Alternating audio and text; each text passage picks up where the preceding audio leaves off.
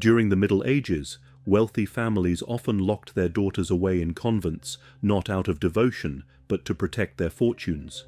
These young girls were traded for dowries, their lives bartered like possessions, their choices stripped away before they had even begun to live. Forced into vows they never wanted, many found the Catholic Church's demand for eternal celibacy unnatural, suffocating, a sentence rather than salvation. In this video, we dive into the shocking, forbidden, and downright sinful acts nuns committed throughout history, secrets the Church never wanted you to know. A life of abstinence. The nunneries stood like prisons on the edges of cities and villages, close enough for the cloistered women to hear laughter, to glimpse lovers in shadow, to ache at the sight of life they were forbidden to touch. Their vows demanded purity, but desire is not so easily buried. The convent's silence was thick, but it throbbed with whispers, with stolen glances, with the unbearable weight of repression. And repression breeds monsters. The chronicles tell of what followed. Nuns whose hunger grew unbearable, who surrendered to urges that twisted and consumed them. Cloisters became chambers of secret rendezvous, of scandal, of flesh traded in the dark. Tales spread of women who slipped from prayer into forbidden acts, some with priests, others with outsiders, and still others with each other, breaking every vow in shadows thick with incense and guilt. The Church demanded saints, but what it created were prisoners. And prisoners, when denied their freedom long enough, claw at the bars until something inside them breaks. The medieval convent, for all its hymns and holy vows, was often less a house of God than a cage of restless bodies, haunted by hunger, temptation, and sins too terrible to name aloud. Nuns and other women were bound in chains of regulation, their lives dictated by vows that suffocated the body and starved the soul. The vow of chastity was designed to strip them of earthly longing, forcing them to bury every flicker of desire beneath layers of prayer, silence, and obedience. Their existence was meant to be pure, focused only on spiritual obligations and far removed from worldly temptation. Married women, too, were expected to remain faithful, but for nuns the weight was even heavier. They were trapped within cloistered walls, condemned to live in a state of unnatural denial. Many had entered the convent as children, barely 12 years old, sworn to a lifelong covenant with God before they could even understand the heat of longing that would come to consume them in adulthood. At first, devotion seemed noble. At 12, chastity could be endured. But at 22, the body screamed, the heart throbbed, and hunger for intimacy rose like a curse in the night. Imagine waking in a convent cell, the cold stone pressing in, and feeling an unbearable craving for touch, for breath against the skin, for a forbidden kiss. What choices remained for such women, especially if their desire turned toward their own sisters in faith? Some sought secret relief within the convent itself.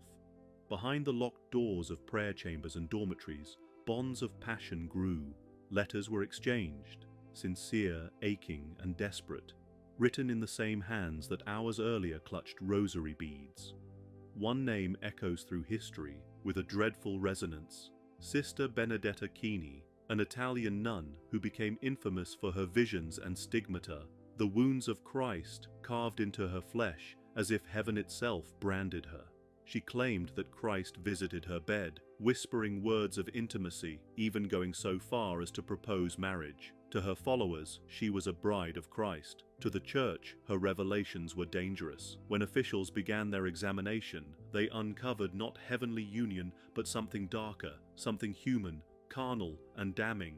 Another nun, Sister Bala, confessed in a trembling voice she had been intimately entangled with Benedetta. Not only was Benedetta her abbess and spiritual superior, she was her lover. The truth poured out like a wound split open. For at least 2 years, the two women had engaged in forbidden acts 3 times a week, their encounters stretching into grotesque marathons lasting up to 3 hours each. Sister Benedetta was said to practice frottage during these meetings, her body pressed against Bala's in relentless waves of desire. When confronted, Benedetta's response was chilling. She denied everything, not with the shame of guilt, but with the certainty of the damned. She claimed she had no memory of such encounters, that her body had been a puppet, enslaved by a demon. It was not she insisted, who sought Bala's flesh, but some dark force that drove her to these horrors. The investigators recoiled. To them, this was not simply lust or betrayal, it was a battlefield between heaven and hell. They declared that Benedetta's acts were not her own, but the product of a demonic influence, her very body hijacked by Satan to defile the sanctity of the convent. Thus, the convent became not a house of God, but a haunted prison of suppressed desire, whispered letters, and nightmarish visitations. Behind those walls, holiness decayed, and in its place, something monstrous thrived. Benedetta was imprisoned in solitary confinement for the last 35 years of her life. Convents, however, were not always places of strict discipline. Unconventional practices often crept in. Some nuns treated their convents as if they were ordinary apartments, slipping away for romantic encounters and returning afterward. This behavior became common enough to draw criticism from Reformed preachers, with anecdotes claiming that 14th century nuns in Prague had engaged in intimate activities with men. Throughout history, nuns went to great lengths to pursue romance. Church records from the 14th century even preserve a story that reads like dark comedy. Sister Joan of Leeds, a Benedictine nun in an English convent who longed to escape the restrictions of celibacy, devised a daring plot. She created a mannequin that resembled her, staged her own death, and fled the convent to live with her boyfriend. Her ruse was uncovered, and the bishop, along with peasants who had been sheltering her, was forced to return her to the convent. What ultimately happened to Sister Joan remains unknown, but not all scandals were isolated to one individual. The Littlemore Priory scandal that shocked England is hard to stomach. At Littlemore Priory in England, the entire convent fell into disrepute at the beginning of the 16th century.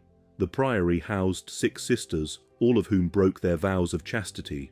It was widely known that the nuns shared beds instead of sleeping alone. Founded in the 12th century by Robert de Sandford, Littlemore Priory had once flourished with royal favour and generous funding.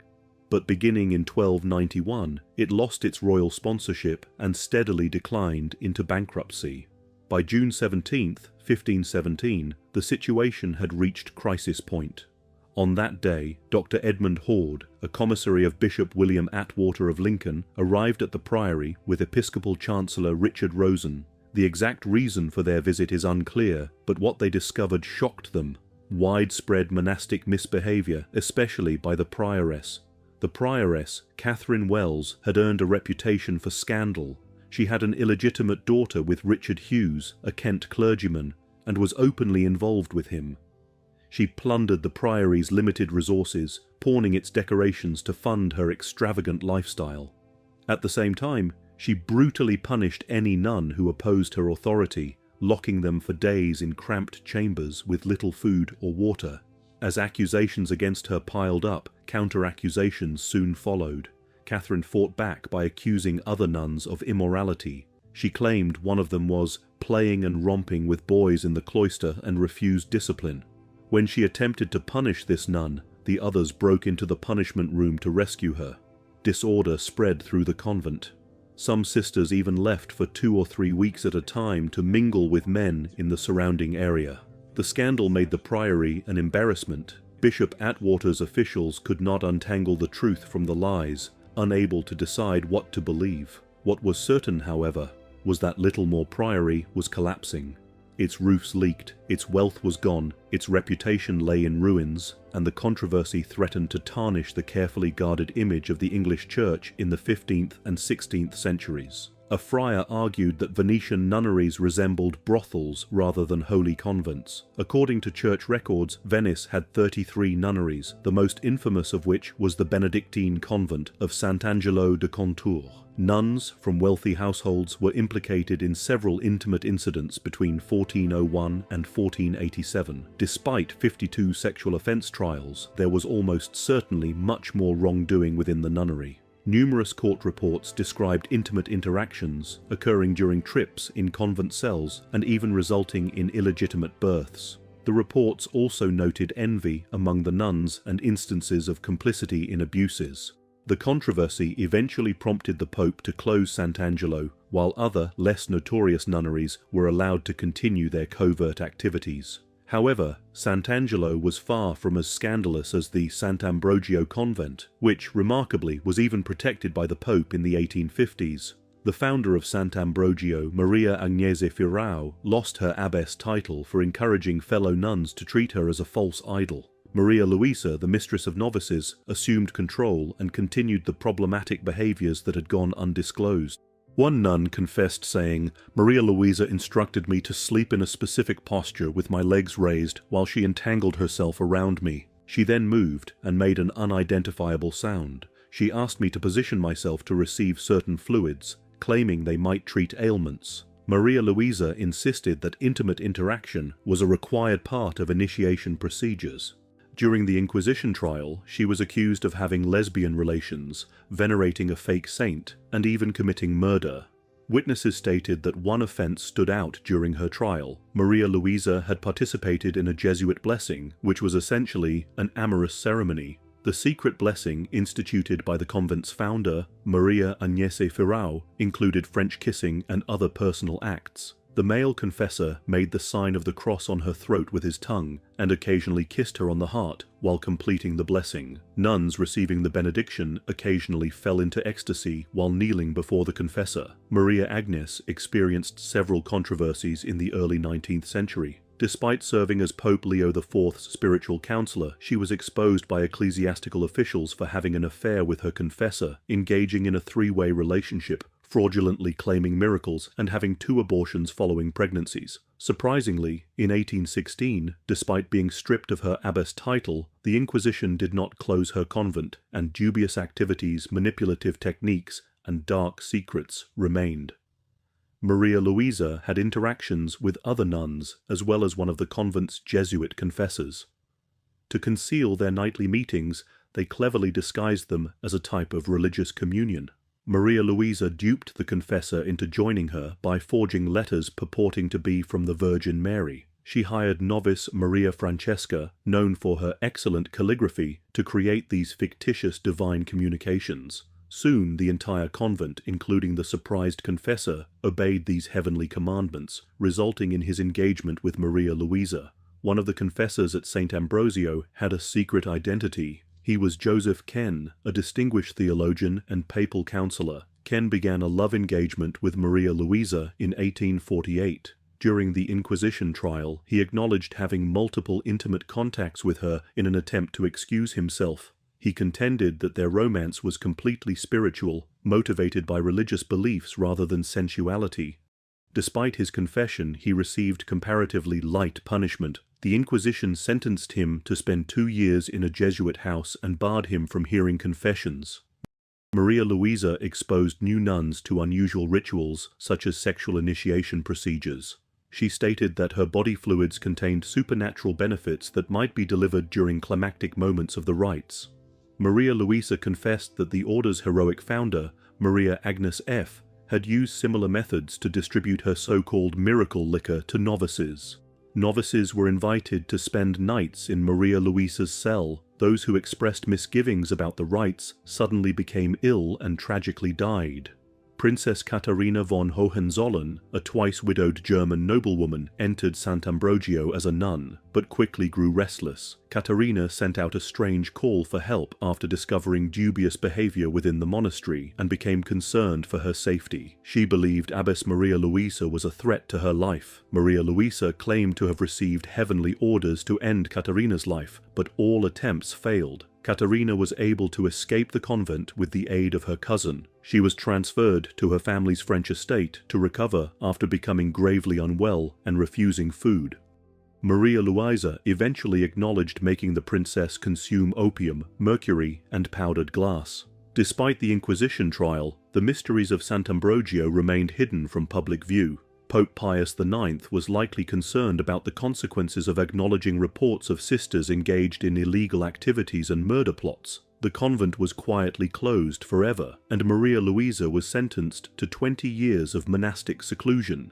He helped to conceal the entire controversy, worried that the affair, taking place at a convent near the Vatican, might harm the reputations of his supporters. Pope Pius IX rejected a public trial, instead referring the matter to the Holy Office of the Roman Inquisition. Princess Katharina, failing to find the spiritual comfort she sought in Rome, returned to Germany, where she generously funded a local monastery.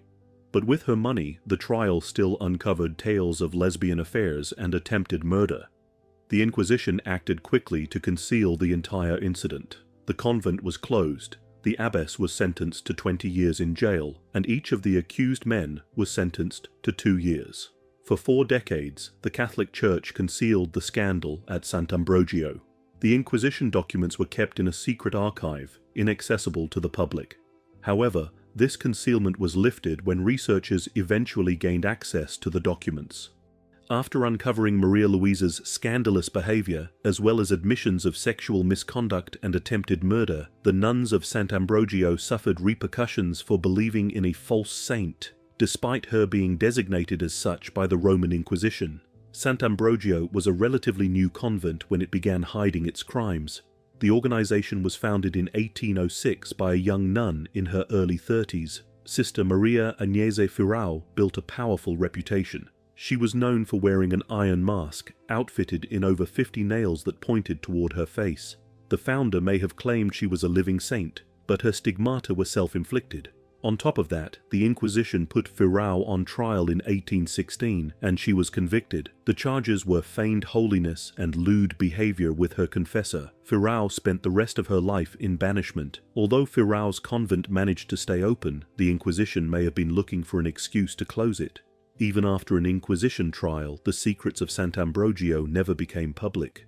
Pope Pius IX likely worried about the backlash that would ensue if the church admitted to fornicating nuns and murder plots. The convent was quietly closed forever, and Maria Luisa was sentenced to monastic confinement for 20 years. Princess Caterina, who never found the spiritual home she sought in Rome, went home to Germany and poured her wealth into a local monastery named Buron. Skeletons of scandalous nuns were discovered at Littlemore Priory in Oxfordshire. These nuns were infamous for their sexual pleasures and ultimately suffered penalties, including the dissolution of their priory and the retirement of their prioress. A team from John Moore Heritage Services uncovered 92 skeletons, dating from the priory's establishment in the 11th century to its destruction by Cardinal Wolsey in 1525. The most notorious scandals erupted between 1517 and 1518, when charges of personal immorality were levelled against Benedictine nuns and their prioress, shocking medieval England. On June 17, 1517, Dr. Eden Horde, commissary of Bishop William Atwater of Lincoln, arrived at the priory with Episcopal Chancellor Richard Roseanne. Their inspection, launched for unknown reasons, revealed shocking misconduct under Prioress Catherine Wells. Wells herself was implicated in scandal, suspected of having an illegitimate daughter and maintaining a relationship with the child's father. Allegations also claimed that Richard Hughes, a priest from Kent, frequently visited the nunnery, where the two engaged in drinking and other illicit acts. The archaeological excavations revealed burials surrounding the site. Graves within the former church, now being converted into a hotel, likely belonged to affluent or influential individuals, while those outside were ordinary laypeople seeking proximity to the sacred center. Of the 92 skeletons, 35 were female, 28 male, and 29 unidentified.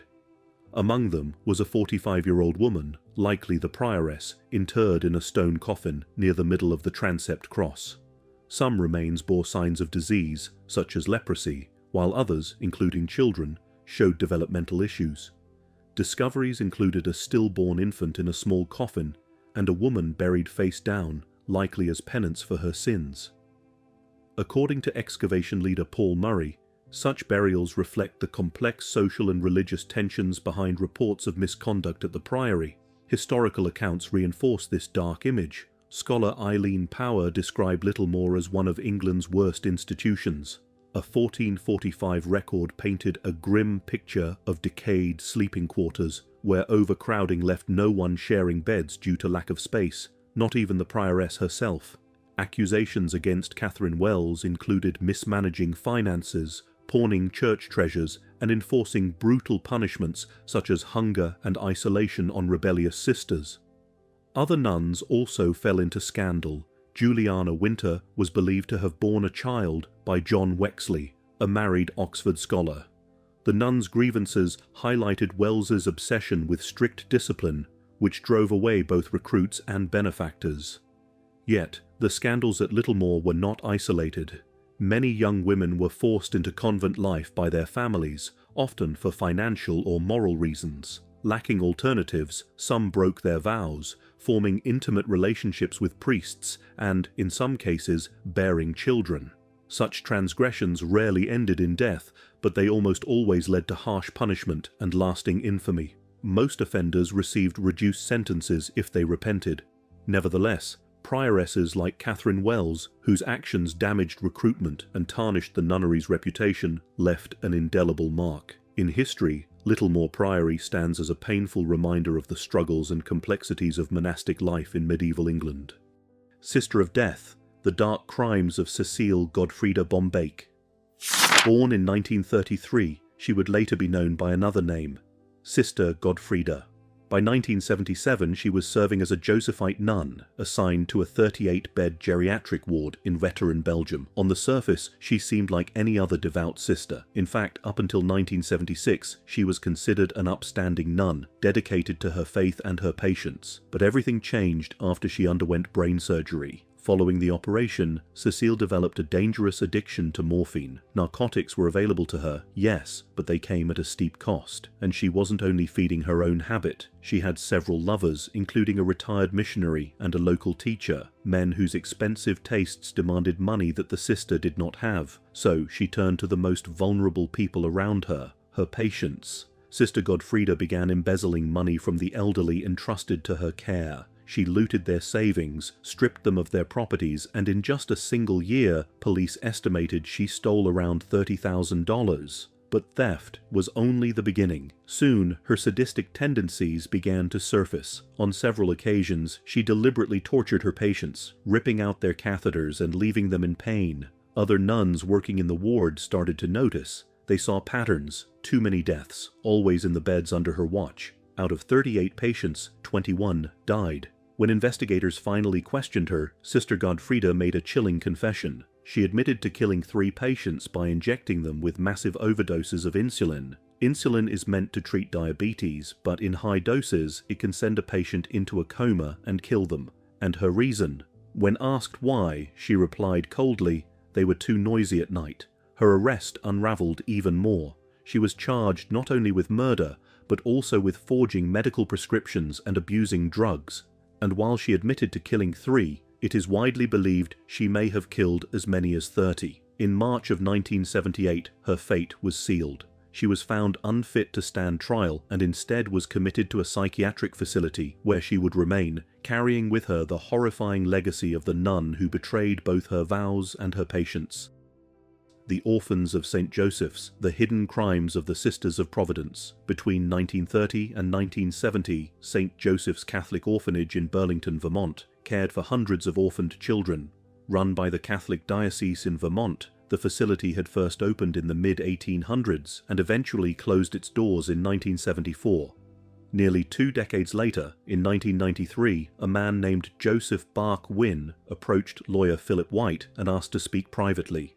Bark Wynne had just gotten married, and when his wife first saw his genitals, she was horrified by the scars. That moment pushed him to share a truth he had long buried. In the 1950s, as a young boy, Bark Wynne had lived at St. Joseph's Orphanage. It was operated by the Sisters of Providence nuns, and for children like him, the orphanage was a place of fear, misery, and terror. Bark Wynne recalled one incident where he saw a girl thrown down the stairs, her nose and ears bleeding. Clear signs of internal brain damage. He remembered a boy being shaken into shock and children being beaten repeatedly. His own story was worse. He said a nun once dragged him under the stairs, fondled him forcefully, and then cut his genitals with a sharp object. He could not identify what it was, but he remembered the blood vividly. Shaken by this past, his wife urged him to seek therapy, demand an apology from the orphanage, and pursue help with medical costs. Bark Wynne attempted to speak with 2 priests from the diocese, but received little response. Frustrated, he turned to the courts, and that is how he ended up in Philip White's office.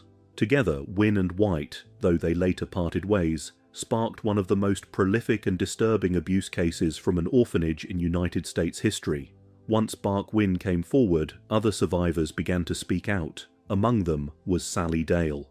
For years she had kept her secrets locked away, but as more victims told their stories, she realized she was not alone.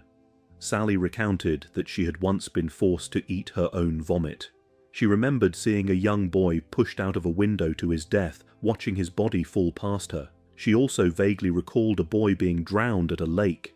Other survivors revealed more horrors. One girl was beaten with paddles and had her fingertips burned for stealing candy.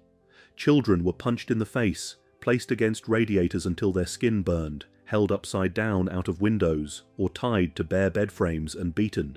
Infants were not spared either. One nun would submerge babies underwater or cover their mouths until their lips turned blue. The stories piled up, so many that they became almost unbearable to hear, especially knowing these acts were committed against children by those entrusted to protect them. 3 years after Bach Wynn filed his lawsuit, many other victims also sought legal counsel and filed their own cases. In Wynn's case, the church eventually settled for an undisclosed sum. Afterward, he encouraged other plaintiffs to pursue justice as well. Speaking publicly about the settlement, he said, "Rage and anger are never going to work for the future of these people."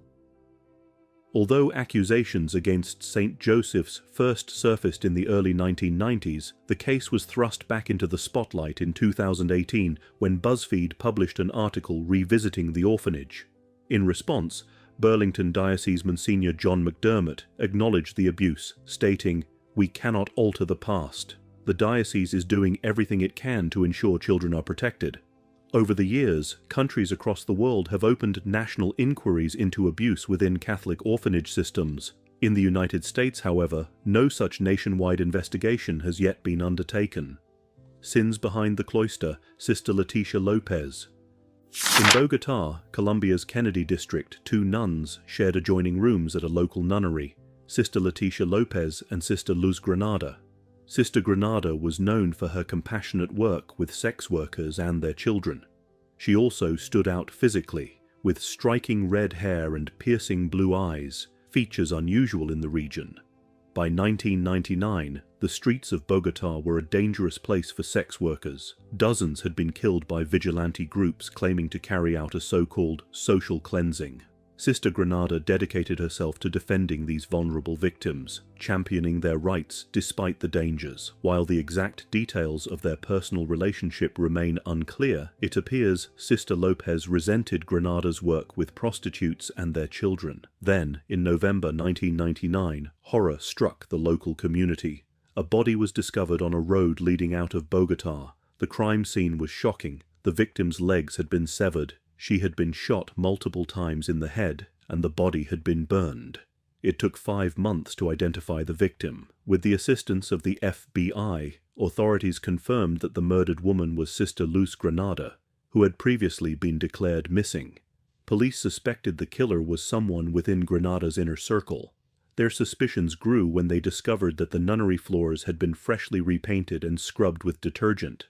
A witness reported seeing Sister Lopez washing what she claimed was menstrual blood from Granada's bedding, further raising alarm. Sister Leticia Lopez was arrested on suspicion of murder. However, after 17 months with no conclusive evidence, she was released. Determined to find definitive proof, the police called in the FBI again.